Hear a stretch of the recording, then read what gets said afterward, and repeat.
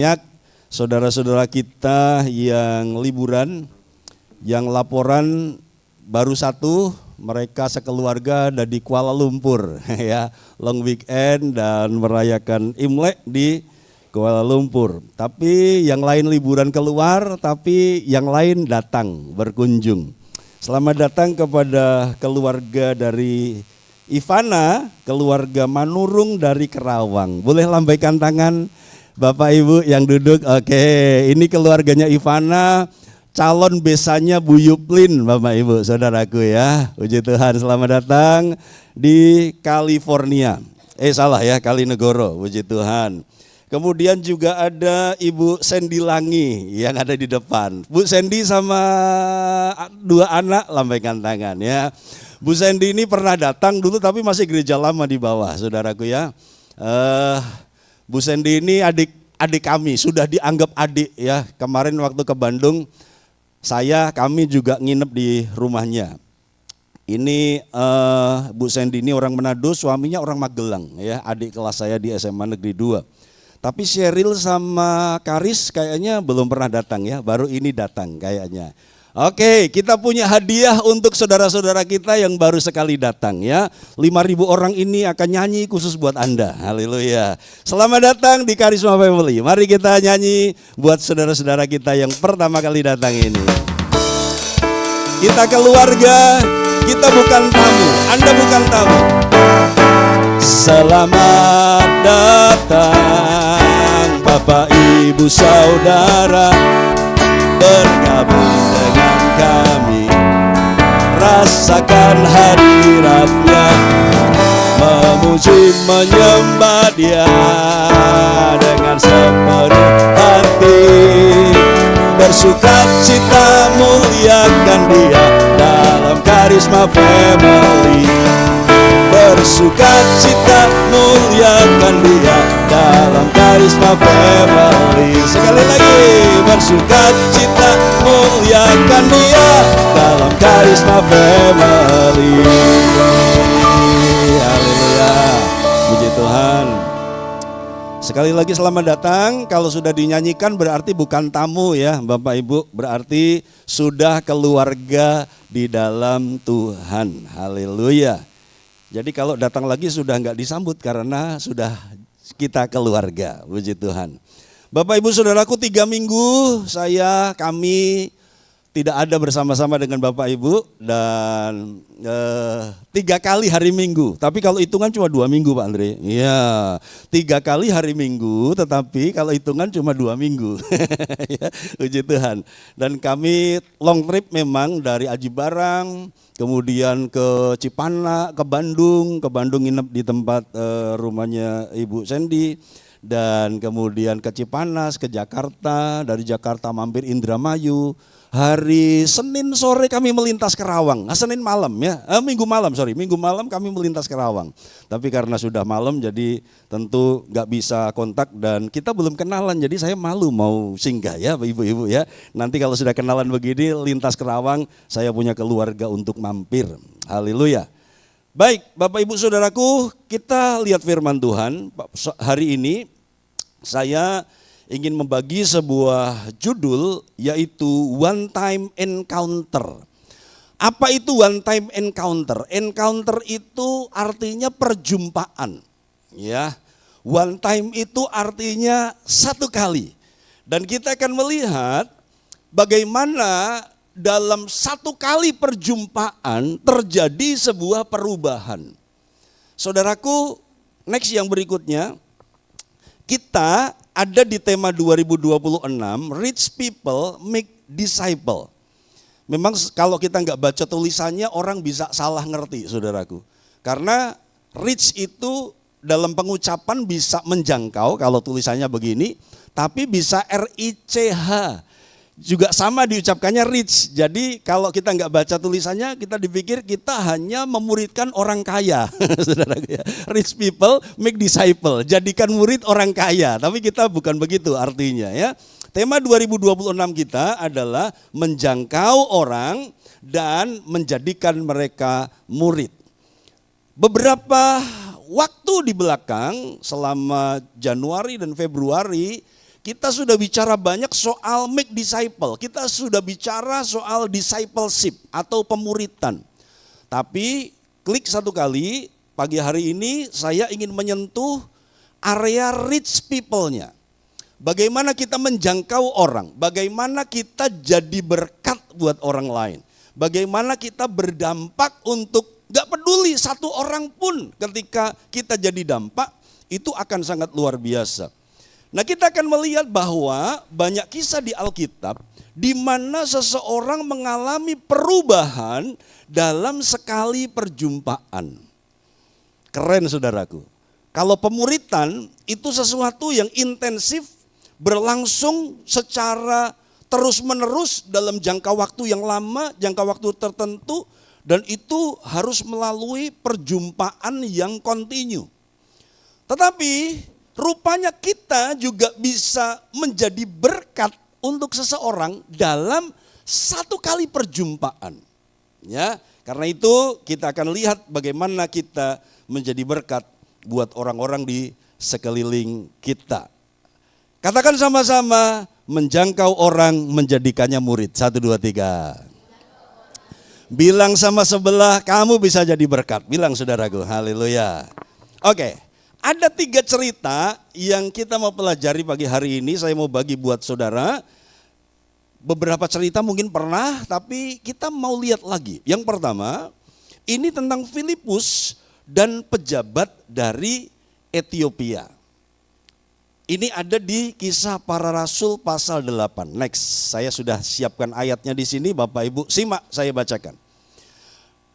Ini babak pertama ya, babak pertama dari kisah Filipus. Dan Filipus pergi ke suatu kota di Samaria dan memberitakan Mesias kepada orang-orang di situ.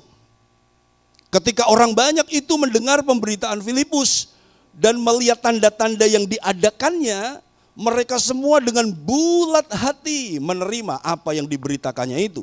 Sebab dari banyak orang yang kerasukan roh jahat, keluarlah roh-roh itu sambil berseru dengan suara keras. Dan banyak juga orang lumpuh dan orang timpang yang disembuhkan.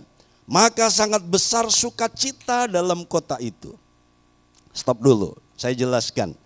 Samaria adalah sebuah tempat yang dianggap atau tidak diperhitungkan oleh orang Yahudi.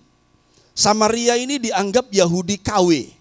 Samaria ini dianggap bangsa campuran karena mereka sudah kawin campur dengan bangsa-bangsa yang lain, sehingga kadar keyahudiannya itu tidak semurni orang-orang Yudea atau orang-orang Galilea. Jadi Samaria ini orang-orang Yahudi itu antipati kepada orang Samaria, begitu. Tapi ternyata yang tidak disukai manusia dicintai oleh Allah. Yang bersyukur bahwa kita yang tidak dicintai Tuhan, katakan amin saudaraku. Ya. Samaria ini mewakili kita. Orang kafir, orang non-Yahudi yang sebenarnya nggak dianggap sama Tuhan, tapi ternyata orang Samaria yang nggak dianggap sama orang, tapi dianggap sama Tuhan, gitu ya. Orang Samaria itu dikasih oleh Tuhan. Karena itu dalam Kisah Rasul 1 ayat 8 Tuhan berkata, kalau Roh Kudus turun ke atas kamu, kamu akan menjadi saksiku di Yerusalem, Yudea, Samaria. Samaria dikasihi Tuhan. Dan gak lama-lama ayat itu digenapi dalam Kisah 8. Filipus dia punya beban untuk menginjili kota Samaria. Jadi berkat untuk kota Samaria. Dan yang terjadi adalah revival. Yang terjadi adalah kebangunan rohani. Orang banyak dengar berita Filipus. Ada mujizat-mujizat,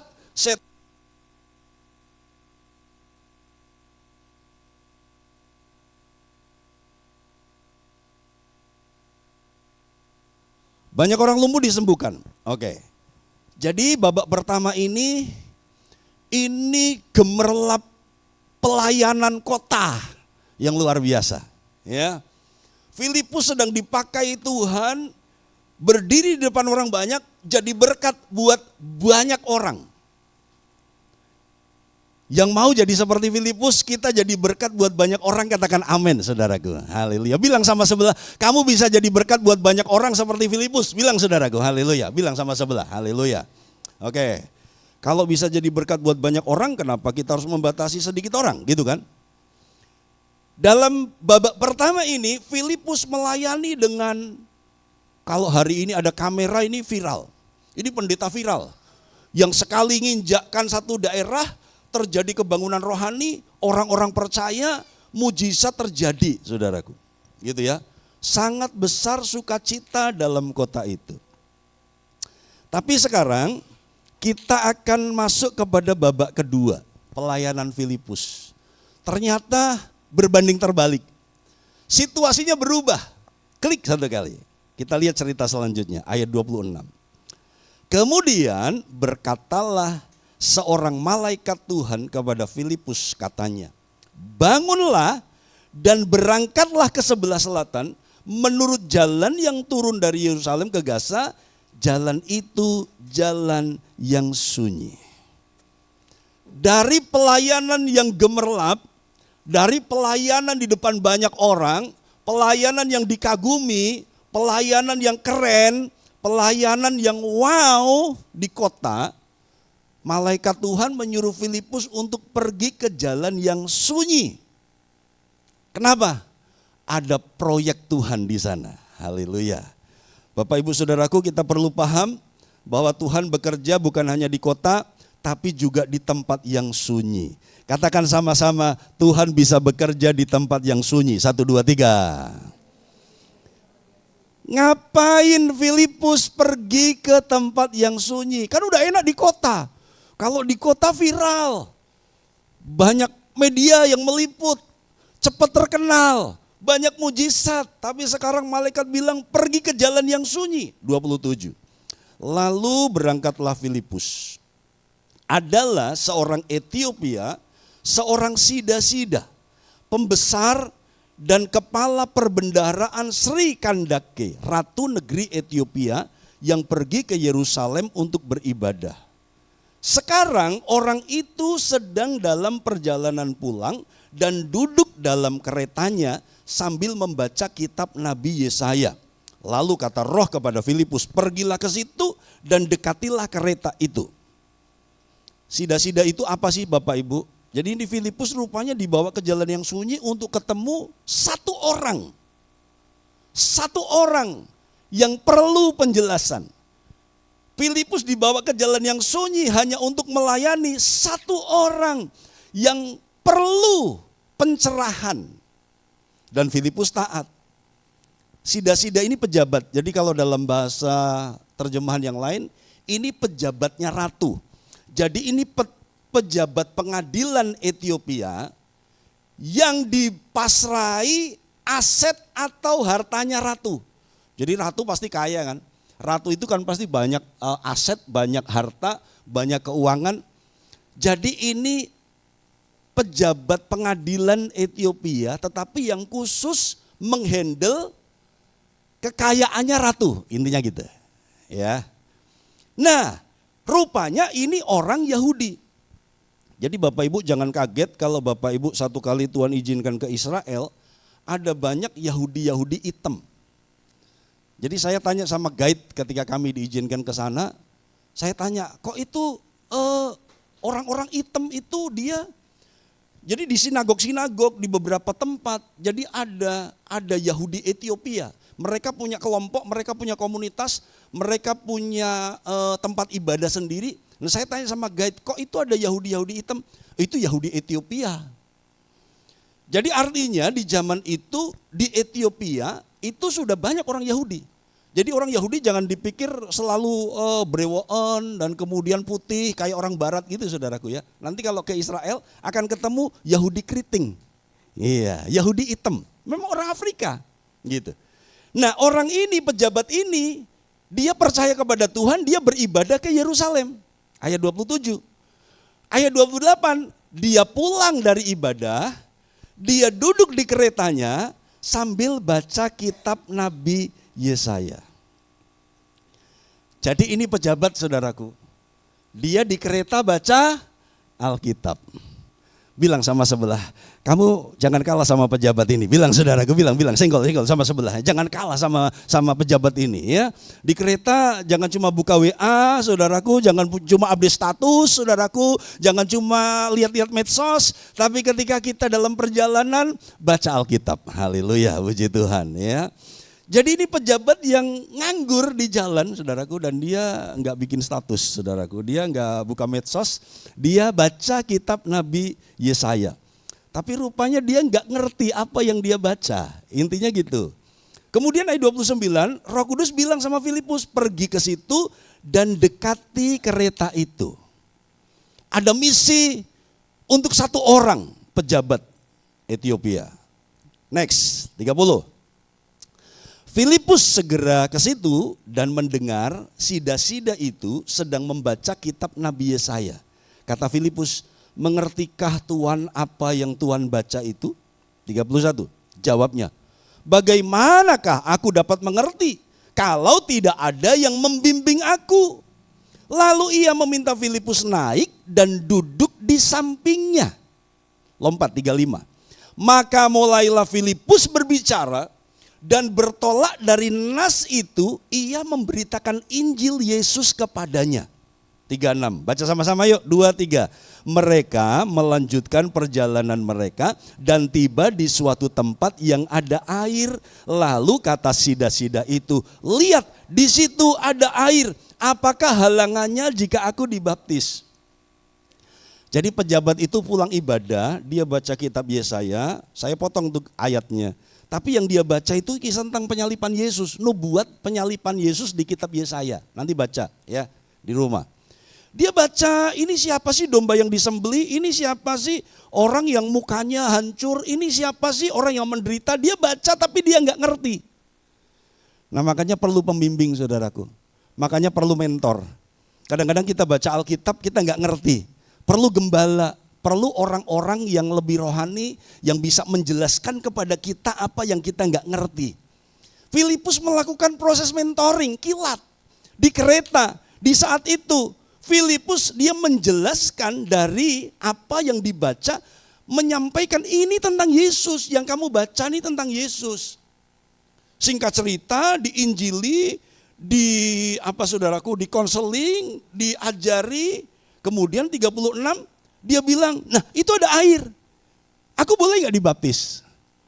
Bayangkan saudaraku, dari gak ngerti, dari bingung, kemudian dia ngerti, dia muncul kesadaran perlu dibaptis, ada air, baptis. Makanya kenapa baptisan kita itu perlu air banyak saudaraku, karena memang kita harus membaptiskannya seperti Yesus dibaptis gitu ya. Dan intinya akhirnya pejabat ini dibaptis. Artinya pejabat ini ngerti yang dia baca. Next yang berikutnya. Nah, ternyata saudaraku setelah baptisan Filipus ngilang. Filipus ngilang saudaraku. Ini aneh, ini peristiwa yang luar biasa. 39. Dan setelah mereka keluar dari air, kalau keluar dari air berarti masuk, ya kan? Jadi baptisan yang cara Yesus adalah baptisan yang masuk ke air lalu keluar dari air. Setelah mereka keluar dari air, Roh Tuhan tiba-tiba melarikan Filipus dan sida-sida itu tidak melihatnya lagi. Ia meneruskan perjalanannya dengan sukacita. Tetapi ternyata Filipus ada di Asdod. Ia berjalan melalui daerah itu dan memberitakan Injil di semua kota sampai ia tiba di Kaisaria. Habis baptis, aku baptiskan engkau dalam nama Bapa, Anak, Roh Kudus, dalam nama Tuhan Yesus Kristus. Keluar sida-sidanya, Filipus yang gak ada lagi. Hilang. Mudah buat Tuhan melarikan kita, haleluya ya. Mudah buat Tuhan membuat tubuh kita ini diubahkan dan kita tidak terbatas lagi jarak, ruang dan waktu. Makanya di saat rapture nanti orang yang percaya, yang mengalami kedatangan Tuhan, tubuhnya akan diubahkan, tiba-tiba ada di angkasa, tiba-tiba ada di awan yang permai. Yang kagum katakan haleluya, puji Tuhan ya. Artinya gini saudaraku, cerita pertama ini. Dalam sekali perjumpaan terjadi perubahan. Dalam sekali perjumpaan itu pertama dan terakhir. Alkitab tidak pernah mencatat bahwa Filipus ketemu lagi sama pejabat ini. Sekali perjumpaan, terjadi perubahan, Filipus jangkau orang. Filipus jadi berkat buat satu orang. Dari pelayanan yang di kota, yang gemerlap, yang dikagumi, yang mewah, yang banyak orang dipuja-puja. Di sini tidak ada kamera, di sini nggak ada yang puji, di sini yang nggak ada yang bikin status, di sini nggak ada yang promosikan, saudaraku. Tapi Filipus, rich people, menjangkau orang dalam tempo yang sesingkat-singkatnya. Wih, keren saudaraku ya, haleluya. Bilang sama sebelah, jadilah berkat dalam tempo yang sesingkat-singkatnya. Bilang saudaraku, haleluya, puji Tuhan. Tuhan bisa kerjakan itu. Ya. Satu kali pertemuan, tidak pernah ketemu lagi dan terjadi perubahan. Itu cerita pertama. Bapak Ibu masih sadar semuanya, tepuk-tepuk sama sebelah, enggak ngantuk kan? Haleluya ya. Katanya kangen gembala, bilang saudaraku ya, haleluya. Banyak yang WA, Pak kangen 3 minggu, ya sekali-kali lah. Supaya kamu ngerti artinya kangen, haleluya, puji Tuhan ya. Sebab kalau kalau ketemu terus kadang-kadang bosan. Jadi 3 minggu ya ketemu nih, oke ya. Cerita yang kedua, oke masuk, next. Ananias dan Saulus, saya pernah sampaikan ini, tapi oke kita belajar lagi. Bapak Ibu Saudaraku, ada 3 orang yang disebut di Alkitab sebagai Ananias. Jadi di Alkitab ada 3 Ananias. Ananias yang pertama itu adalah imam besar Ananias. Kisah Rasul 23 ayat 1 dan Kisah Rasul 24 ayat 2. Jadi itu diceritakan di 2 pasal itu. Nah, imam besar Ananias ini imam besar yang nampar Paulus. Jadi anak-anak sekolah minggu kalau satu kali ada kuis, ada tebakan siapa imam besar yang pernah menampar Paulus, nempeleng Paulus. Ini namanya imam besar Ananias, nempeleng Paulus, saudaraku. Kemudian Ananias yang kedua adalah Ananias suami Safira. Ya, di mana mereka mati karena mendustai Roh Kudus. Ya, mereka jual tanah, dipersembahkan, tetapi tidak jujur dengan jumlahnya. Ya, intinya begitu. Ananias dan Safira, Kisah Rasul pasal yang kelima. Itu Ananias kedua. Next. Nah, yang kita mau bicarakan ini adalah Ananias dari Damsyik. Ananias dari Damaskus. Ya. Seperti apa dan seperti bagaimana ceritanya? Mari kita lihat. Next. Kisah 9 ayat 9. 3 hari lamanya ia, Paulus, tidak dapat melihat dan 3 hari lamanya ia tidak makan dan minum. Saya pernah jelasin, ini Paulus lagi stres. Paulus syok karena ternyata orang yang selama ini dia benci ternyata menghampiri dia. Saulus, Saulus, kenapa engkau menganiaya aku? Sekali lagi, Saulus menganiaya gereja, Saulus memusuhi gereja karena dia benci gereja. Dia pikir agama Yahudi yang paling benar. Dia pikir agama Yahudi yang harus dibela.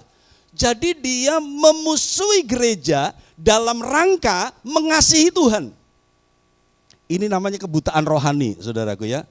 Di luar sana banyak orang yang membela imannya, saudaraku ya, merasa berbakti kepada sesembahannya dengan membenci gereja. Di sana juga terjadi, di luar kita ya. Saulus dijamah Tuhan jatuh dari kuda, lihat sinar, dengar suara. Saulus, kenapa engkau menganiaya aku? Syok dia. Loh, bukankah selama ini yang saya aniaya itu musuh kebenaran, musuh orang Yahudi. Aku bela Tuhan, aku bela kebenaran. Tapi kok ternyata Tuhan Yesus bilang, kamu gak menganiaya musuh, kamu menganiaya aku sendiri. Wah, berarti selama ini aku memusuhi Tuhan. Syok, dia gak bisa makan, dia buta 3 hari. Syok.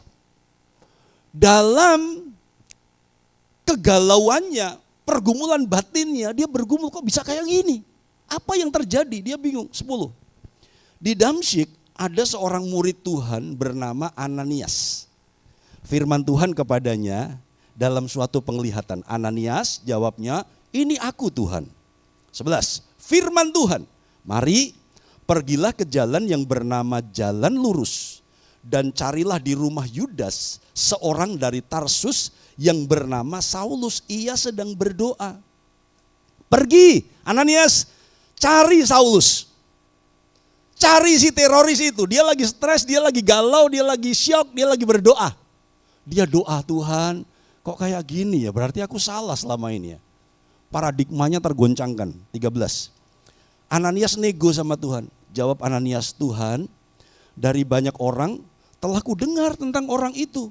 Betapa banyaknya kejahatan yang dilakukannya terhadap orang-orang kudus-Mu di Yerusalem.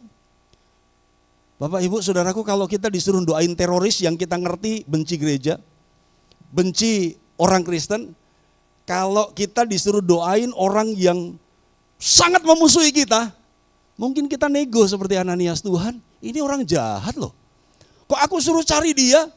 Dia itu kesini ingin menghancurkan gereja. Dia itu kesini ingin membunuh kita. Ingin membunuh kami. Kok saya disuruh mendoakan?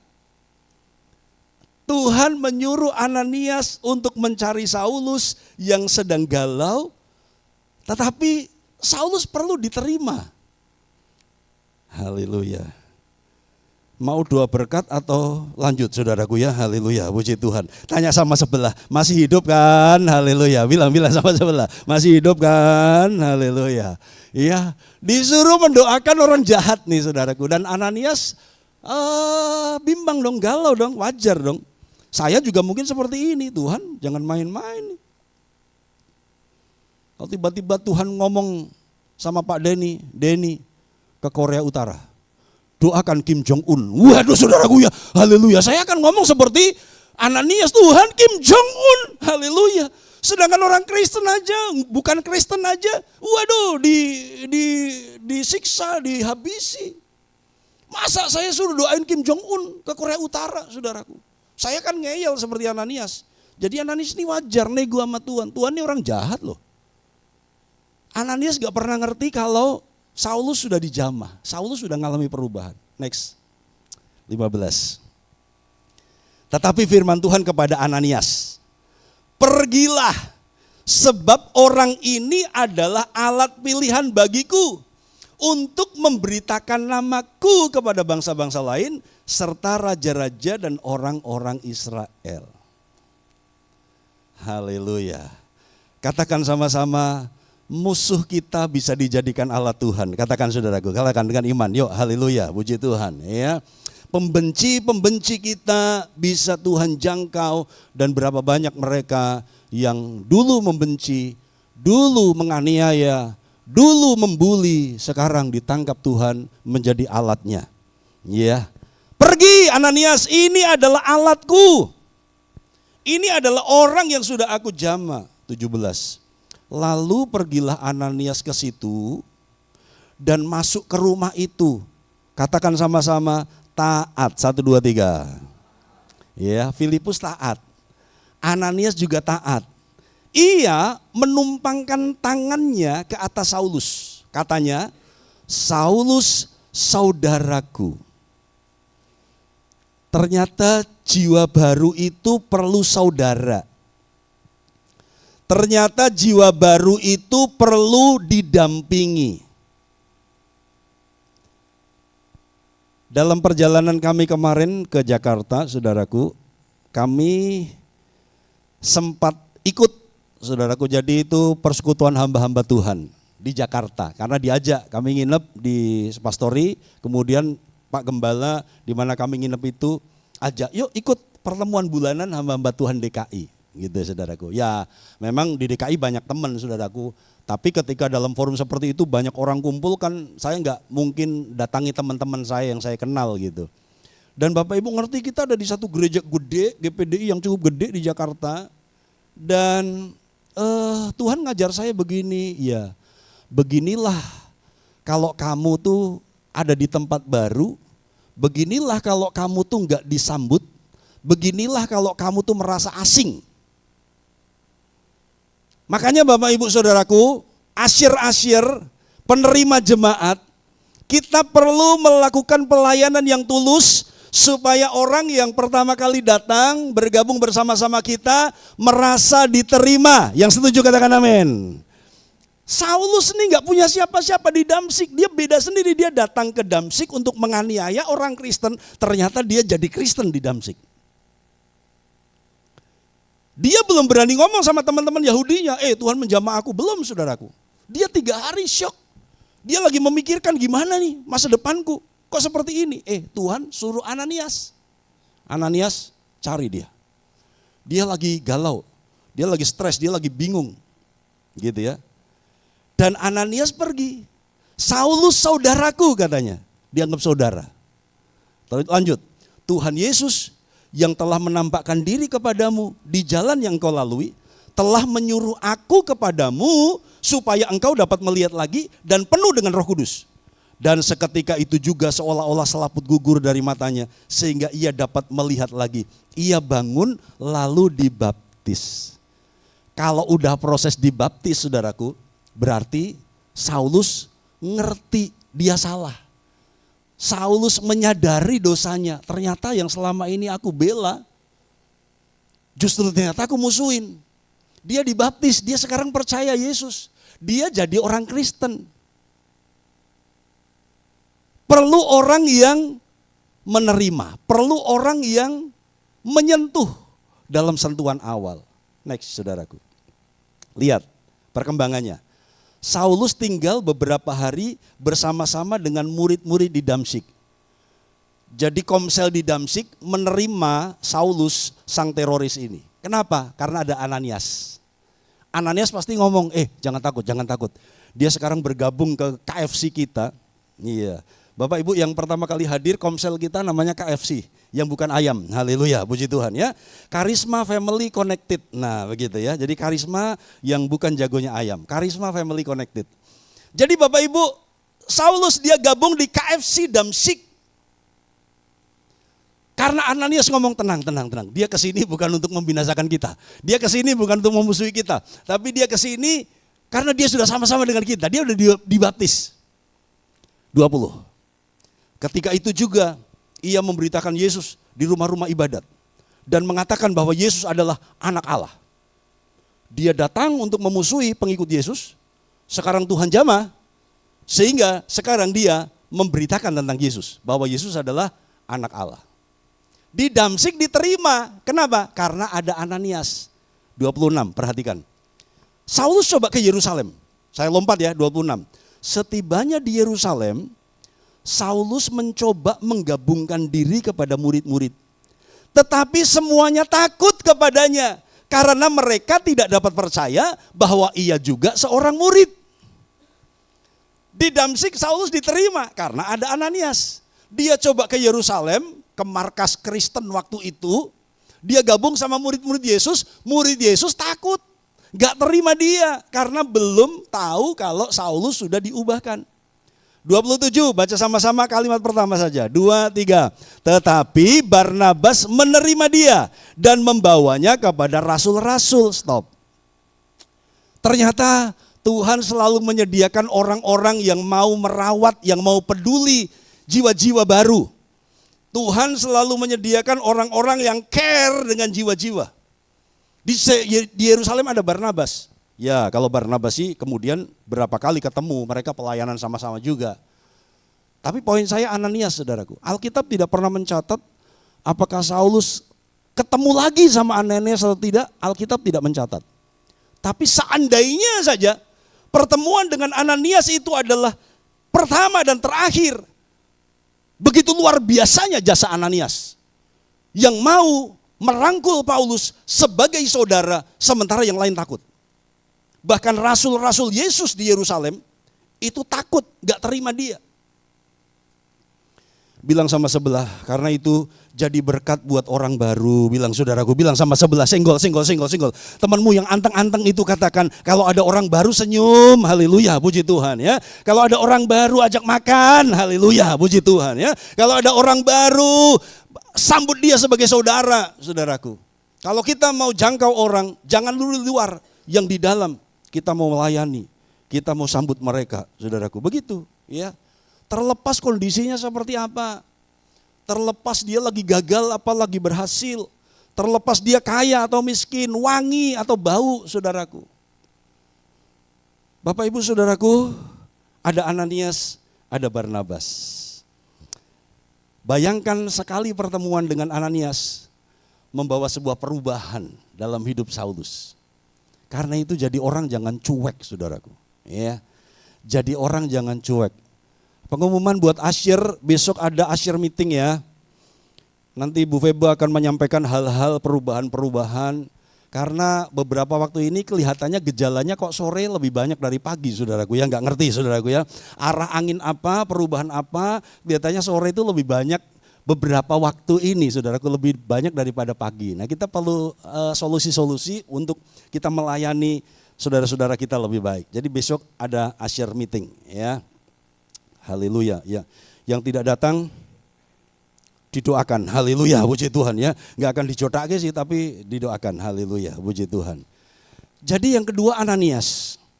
Ananias menjumpai Saulus untuk pertama kali. One time encounter, satu kali perjumpaan, Saulus diubahkan. Yang terakhir, cerita ketiga, next. Yesus dan orang Gerasa. Ya, ini orang yang kerasukan banyak setan. Kita lihat ceritanya. Next, haleluya. Puji Tuhan. Senggol dulu sebelah. Waspadalah, waspadalah. Bilang gitu saudaraku, bilang, haleluya. Puji Tuhan. Oke. Cukup untuk membuat bangun ya. Markus 4 ayat 35. Ini babak pertama. Ini babak pertama sebelum kita masuk ke intinya. Pada hari itu, waktu hari sudah petang, maghrib, Yesus berkata kepada mereka, murid-murid, marilah kita bertolak ke seberang. Ngapain ke seberang? 36. Mereka meninggalkan orang banyak itu. Kalau kita baca ceritanya, lagi-lagi seperti Filipus. Yesus lagi ngajar orang banyak. Kita nih sering beberapa orang tuh senang kalau gereja tuh banyak orang. Gereja itu penuh. Saya juga senang saudaraku, bukan berarti gak senang saudaraku. Tapi Yesus melayani orang banyak, tiba-tiba Yesus ngomong sama murid-murid, tinggalkan mereka, kita nyebrang. Di perjalanan, ayat 37, ada angin ribut. Perahunya penuh dengan air. Yesus tidur, murid-murid panik dan protes. Tuhan, kita udah mau binasa, kamu gak peduli. Jadi kalau nelayan-nelayan aja udah merasa mau binasa, berarti angin ributnya kencang banget tuh saudaraku. 39, Yesus bangun, menghardik angin, danau teduh. 40, Yesus menegur murid-murid yang tidak percaya. Murid-murid belum ngerti ini ke seberang tuh mau kemana. Lanjutannya, Markus 5 ayat 1. Lalu sampailah mereka ke seberang danau di daerah orang Gerasa. Baru saja Yesus turun dari perahu, datanglah seorang yang kerasukan roh jahat dari pekuburan menemui dia. Bapak Ibu kalau baca Matius ada 2 orang. Kalau baca Markus sama Lukas ada 1 orang. Itu ada penjelasannya, tapi saya nggak akan jelaskan, nanti makan waktu. Ya. Yang jelas ada orang kerasukan setan menemui Yesus. Oh ternyata Yesus minta sama muridnya pergi ke seberang. Bukan mau healing saudaraku. Bukan mau long weekend liburan. Ternyata di perjalanan gelombang, angin badai. Hampir tenggelam, gak enak. Dan mereka protes. Yesus punya misi di seberang sana saudaraku. Murid-murid gak pernah ngerti. Ada 1 orang yang perlu diselamatkan. Ada orang kerasukan, sampah masyarakat. Yang perlu dijangkau, harganya pusing. Hampir mati di perjalanan. Murid-murid tidak ngerti itu. Jadi jemaat karisma, kalau 1 kali kita berkata kalau 1 kali Tuhan berkata tinggalkan kenyamanan. Ayo beranjak, jangan enak-enak aja ngelayani orang banyak. Pergi ke seberang sono, layani 1 orang yang kerasukan, yang gak berguna buat daerah itu. Kadang-kadang kita nggak siap ketika kenyamanan kita itu digoncangkan. Murid-murid diajar untuk mengalami dari nyaman menjadi tidak nyaman di perjalanan, tapi kemudian mereka akan melihat mujizat yang besar. Katakan sama-sama, setelah rintangan ada berkat rantangan. Katakan sama-sama, haleluya, puji Tuhan. Puji Tuhan ya. Setelah rintangan siap-siap ada berkat rentengan. Yang setuju katakan amin. Iya, ada mujizat saudaraku, tenang. Ya, jadi 1 kali ada perintah yang gak masuk akal, 1 kali ada komando yang gak masuk akal, murid sejati akan berkata, oke, aku ikut. Murid sejati akan berkata, yes, aku dukung. Walaupun ada badai, walaupun ada mau binasa, saudaraku, walaupun perahu itu mau tenggelam. Baru saja Yesus turun dari perahu, ini Yesus pertama kali loh injak daerah Gerasa. Gerasa sama Gadara sama, Gadara tuh kotanya, Gerasa itu daerah pinggir pantai. Tapi area itu juga disebut area Gadara. Penjelasannya juga ada, saudaraku. Gadara sama Gerasa sama, intinya gitu. Ya. Nah, pertama kali Yesus nginjak turun dari perahu, datang ke area baru Gadara. Asyirnya, saudaraku, dia disambut oleh orang kerasukan. Haleluya. Bapak Ibu tadi waktu datang ada asyir yang saking ramahnya, wih, selamat datang.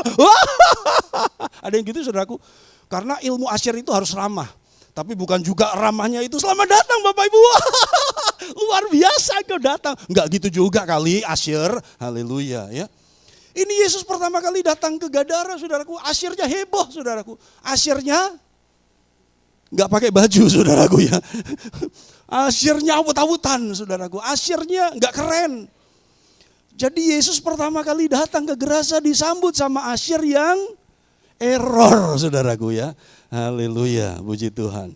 Kalau sebelahmu asyir bilang, kalau tugas jangan error, haleluya. Bilang, saudaraku, haleluya. Sisiran yang bagus, haleluya. Pakai minyak wangi, haleluya. Puji Tuhan. Aduh, saya sudah usia, saya sudah nggak bisa pakai minyak wangi. Saya pakainya minyak kayu putih, haleluya. Puji Tuhan. Yus rapopo lah naik tua, saudaraku ya. Kalau yang asyirnya orang tua dan bau minyak kayu putih, ya terimalah dengan sukacita. Karena itu parfumnya, haleluya. Puji Tuhan. Puji Tuhan. Kok jenengan kok wangi ini kok minyak tawon, haleluya, puji Tuhan. Yang penting aku melayani dengan tulus, haleluya, puji Tuhan. Bapak Ibu masih mending minyak tawon. Ya saudaraku, ini asyir ini bukan minyak tawon, bukan minyak kayu putih. Ya. Ini minyaksikan kedatangan Yesus, haleluya, puji Tuhan. Ya. Minyaksikan rombongan Yesus datang, saudaraku, haleluya. Disambut sama orang kerasukan. Next, ceritanya lanjut. Saya kasih tahu profil si kerasukan ini ya. Ini dari versi Matius, Markus, Lukas. Saya rangkum menjadi poin-poin ini. Profil si kerasukan ini berbahaya. Membuat orang tidak berani lewat jalan itu. 2, tidak bisa diikat dan dijinakkan. Sangat kuat. Kenapa sangat kuat? 3, rantai diputuskan, belenggu dimusnahkan. Itu bahasa yang ada di keterangan dari Matius, Markus, dan Lukas. Siang malam berkeliaran di kuburan, berteriak-teriak, memukuli diri dengan batu. 5, tidak berpakaian. Jadi setan bisa bikin kuat nggak Bapak Ibu? Setan bisa bikin kuat? Bisa, nomor 2. Setan bisa bikin kuat, tapi kuatnya ya dari setan. Gitu. Setan bisa bikin strong, bisa, rantai diputuskan, belenggu dimusnahkan. Siang malam keliaran, teriak-teriak. Jadi anak muda, remaja, jangan suka keliaran. Haleluya ya. Karena keliaran itu sifat, Anda yang ngomong, haleluya ya. Yang keliaran itu ya itu saudaraku, berteriak-teriak, memukuli diri dengan batu. Gak sayang diri. Orang yang suka menyiksa diri, kerasukan. Jadi kalau suami suka KDRT sama istri, kerasukan. Haleluya ya. Istri KDRT kepada suami, ada loh saudaraku istri yang KDRT kepada suami, saudaraku ya. Bertengkar saudaraku, suaminya yang babak belur. Oh saudaraku kerasukan. Haleluya, puji Tuhan. Senggol sebelahmu bukan kamu kan, bilang-bilang saudaraku. Iya. Iya Pak, enggak babak belur tubuh saya Pak. Suami-suami sering curhat kepada saya saudaraku. Bukan babak belur, yang babak belur bukan tubuh saya Pak. Hati saya Pak, jiwa saya Pak, sakitnya tuh di sini, di sana dan sini. Haleluya, puji Tuhan ya. Jadi suami-suami kadang-kadang teraniaya batinnya saudaraku ya.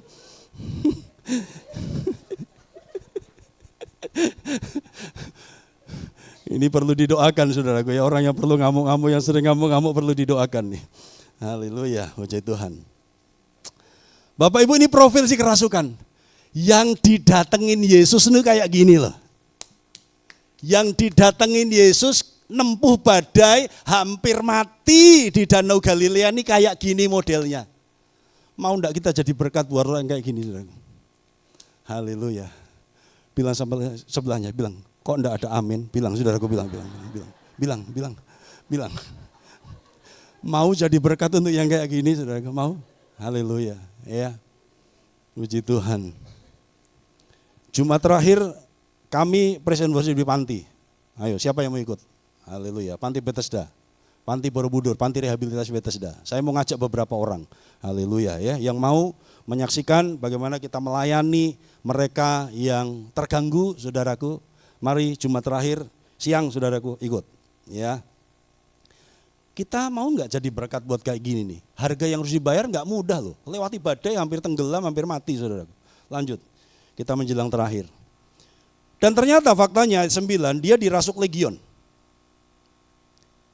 Legion adalah satu istilah, legiun Romawi. Jadi legiun, ya, legion itu sama dengan legiun. Legiun Roma itu ada 4.000 sampai 6.000 pasukan.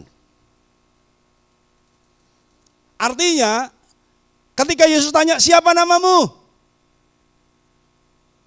Setannya enggak sempat ngomong satu persatu, sebab kalau ngomong satu persatu, saudaraku, katakanlah 2.000 nama gitu kan, katakanlah 2.000 setan, karena dia nanti merasuki 2.000 babi kan, enggak usah 6.000 deh, enggak usah 4.000, 2.000 aja. Siapa namamu?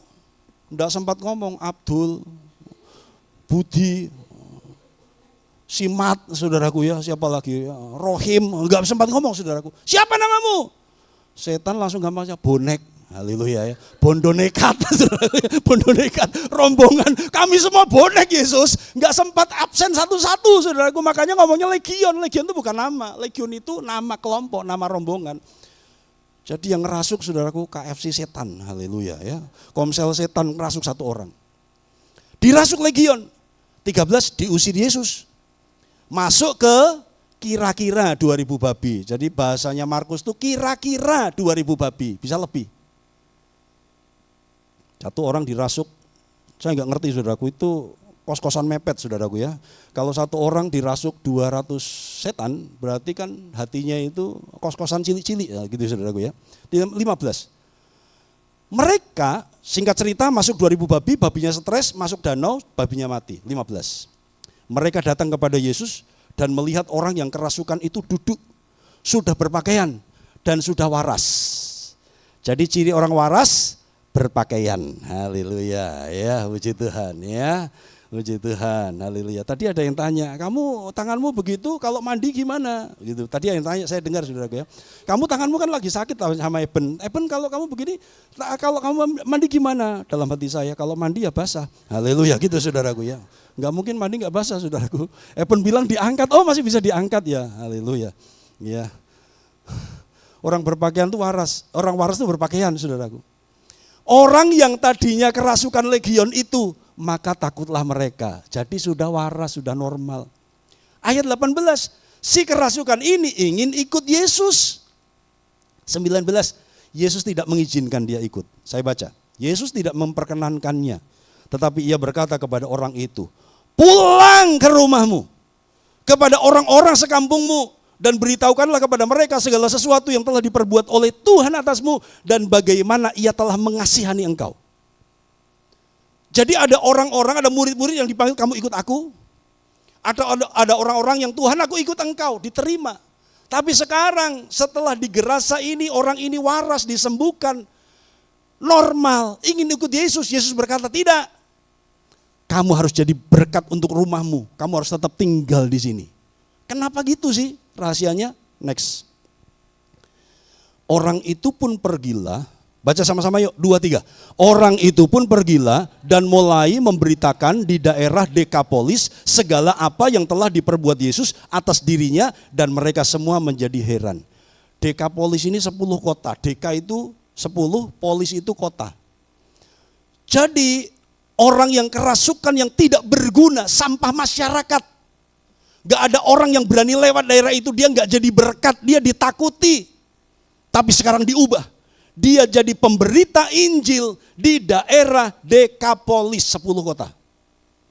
Dia gak ikut Yesus, tetapi dia langsung praktek menjadi penginjil di daerah itu. Next. Sebelum kesimpulan. Cuma satu kali Yesus mengunjungi Gerasa atau Gadara. Tuh Gadaranya kan agak jauh dari pantai danau kan, karena itu kota besarnya. Tapi dalam rentang 40 km sekeliling kota itu juga sering disebut daerah Gadara. Titiknya di Gerasa, penjelasannya gitu. Cuma satu kali Yesus mengunjungi Gerasa atau Gadara. Itu daerah non-Yahudi, makanya ada babi. Orang Yahudi kan gak pelihara babi. Daerah itu non-Yahudi. Waktu Yesus terbatas, cuma 3,5 tahun. Yesus harus fokus kepada orang Yahudi. Tapi seperti Samaria, Gerasa, walaupun non-Yahudi dikasihi Tuhan, Tuhan pengen ada orang yang diselamatkan di sini.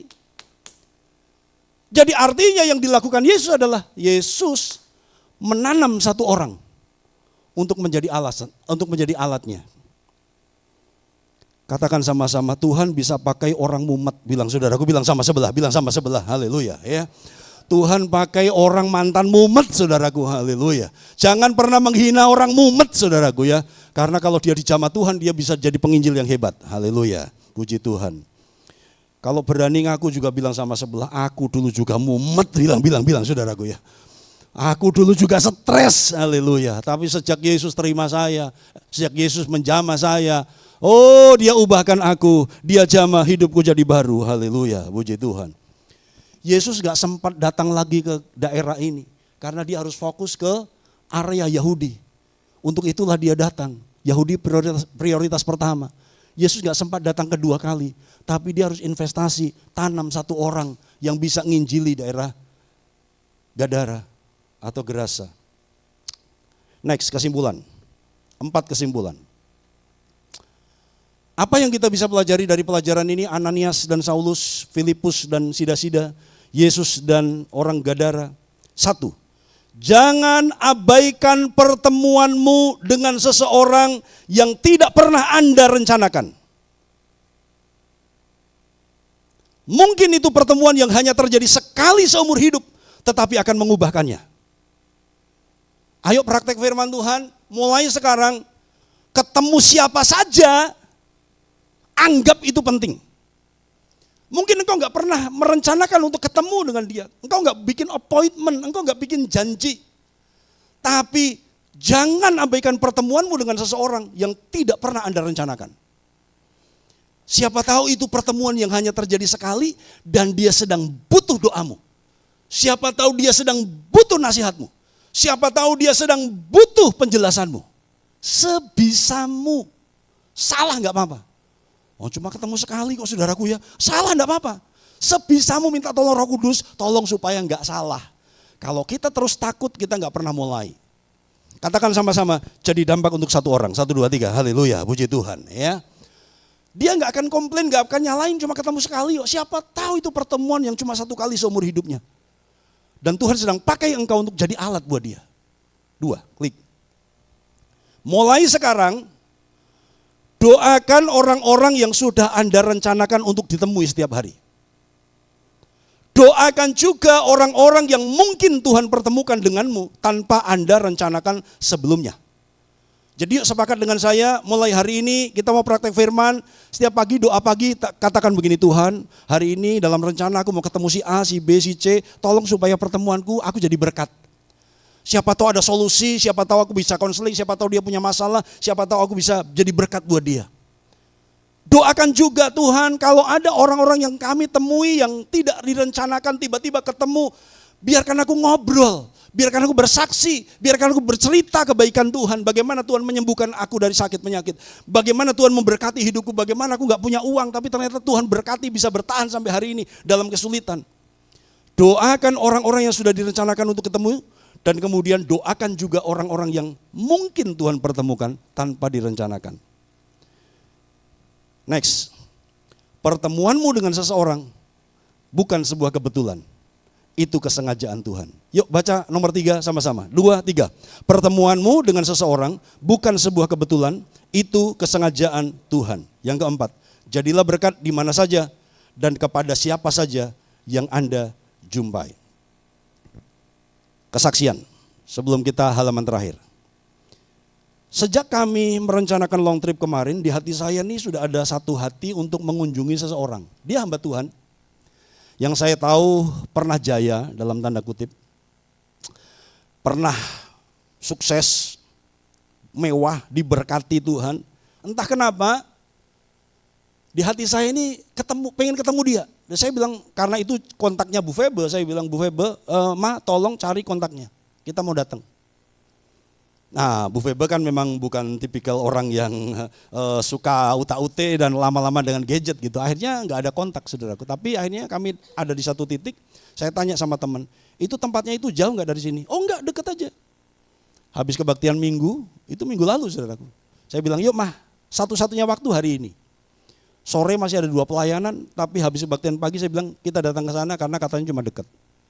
Diantar, saudaraku, dan ketemu. Kaget, saudaraku.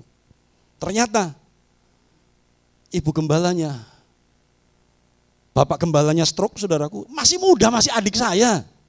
Gembalanya stroke, saudaraku, dan kemudian istrinya, itu matanya udah gak bisa lihat, kabur. Nanti dia, ini siapa? Bu Febe deketin dia, peluk dia, ini Kak Ebe. Nangis dia, saudara. Nangis karena dia deket baru ngerti, ini siapa? Masih muda, masih adik-adik kami, ini Kak Ebe. Lalu dia ngomong, udah lama aku pengen cari nomor HP Kak Ebe, tapi gak tahu bagaimana, mataku juga seperti ini. Aku sudah gak bisa pelayanan sekarang, aku sudah tidak berguna, bla bla bla. Kami datang menghibur saudaraku, enggak, kamu masih berguna. Kamu masih mau dipakai Tuhan. Matamu udah gak bisa lihat, tapi hatimu itu bisa menjadi perasaan Tuhan. Jadi Bapak Ibu, ketika Tuhan taruh di hati kita untuk mengunjungi, hati kita ditaruh beban untuk seseorang, lakukan itu, siapa tahu dia butuh, saudaraku. Jadi berkat di mana saja dan kepada siapa saja yang Anda jumpai. Terakhir, baca sama-sama yuk, 1, 2, 3 yang merah, 2, 3. Perjumpaanmu sekali dengan seseorang bisa menjadi perjumpaan ilahi yang mengubahkannya. Amin Bapak Ibu. Perjumpaanmu dengan seseorang yang cuma sekali itu, mungkin itu menjadi perjumpaan ilahi yang mengubahkannya.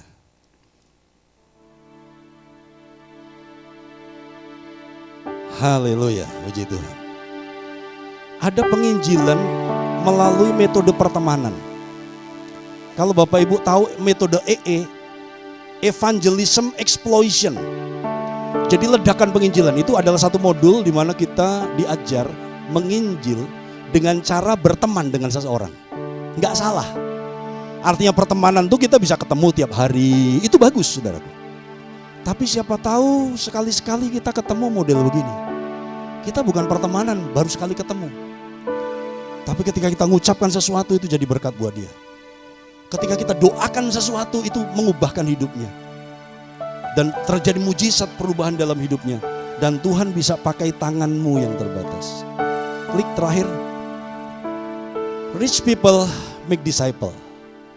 Gak usah bicara sulit-sulit tentang pemuritan, make disciple. Ayo jangkau orang jadi berkat. Bahkan kepada 1-2 orang. Haleluya. Hanya Engkau.